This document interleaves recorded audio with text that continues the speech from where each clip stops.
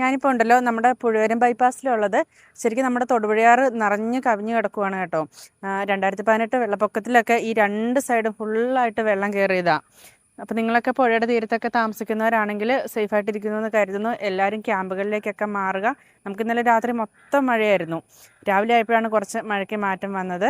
അപ്പോൾ ഇതാണ് നമ്മുടെ തൊടുപുഴയാറിൻ്റെ അവസ്ഥ. നമ്മളോട് സേഫ് ആണോ എന്ന് ചോദിക്കുന്നവരോടൊക്കെ, നമ്മൾ താമസിക്കുന്ന സ്ഥലത്ത് വലിയ കുഴപ്പമില്ല, എന്നാലും നമ്മുടെ അടുത്ത് 1-2 സ്ഥലങ്ങളിലൊക്കെ ഉരുൾ പൊട്ടി കേട്ടോ. അപ്പോൾ മഴ വരുമ്പോൾ നമുക്ക് മനസ്സിലൊരു വിഷമമാണ്, എല്ലാവരും സേഫായിട്ടിരിക്കുവാണോ എന്നൊക്കെ ഓർക്കുമ്പോൾ. നമ്മുടെ തൊടുപുഴയാറ് ശരിക്കും ഇത്രയും വെള്ളം ഉണ്ടാവുന്നതല്ല കേട്ടോ. നല്ല തെളിഞ്ഞ വെള്ളം, കുറച്ചും കൂടി വെള്ളം കുറവായിരിക്കും. ഇപ്പം മലങ്കര ഡാമിൻ്റെ ഷട്ടർ തുറന്നേക്കുന്നതുകൊണ്ടാണ് ഇത്രയും വെള്ളം. പിന്നെ ഒരുപാട് സ്ഥലത്തുനിന്ന് ഉരുളുപൊട്ടിയൊക്കെ വന്നതുകൊണ്ടാണ് ഇതുപോലെ വെള്ളം കലങ്ങി മറിഞ്ഞ് പോകുന്നത് കേട്ടോ. ശരിക്കും ഈ വെള്ളമൊക്കെ ചെല്ലുമ്പോഴത്തേനും എനിക്ക് തോന്നുന്നു മൂവാറ്റുപുഴയിലൊക്കെ ഉള്ളവർക്കാണ് കുറച്ചും കൂടി ബുദ്ധിമുട്ടുന്നത്. മിക്ക കടകളിലും ഒക്കെ ഈ കഴിഞ്ഞ ദിവസം തുടങ്ങി ഒരു ദിവസമായ കടയിലൊക്കെ വെള്ളം കയറിയതൊക്കെ ആയിട്ട് നമ്മൾ കണ്ടു. ശരിക്കും അതൊക്കെ കാണുമ്പോൾ നമ്മുടെ ചങ്ക് പൊട്ടിപ്പോവും. ഈരാറ്റുപേട്ടയിലൊക്കെ ആണെങ്കിലും ഒരുപാട് പേര് ഓണത്തിൻ്റെ സ്റ്റോക്കൊക്കെ എടുത്തവർ, പുതിയ സ്റ്റോക്ക് പൊട്ടിക്കാത്ത ഐറ്റംസ് വരെ വെള്ളം കയറി പോയവരൊക്കെ ഉണ്ട്.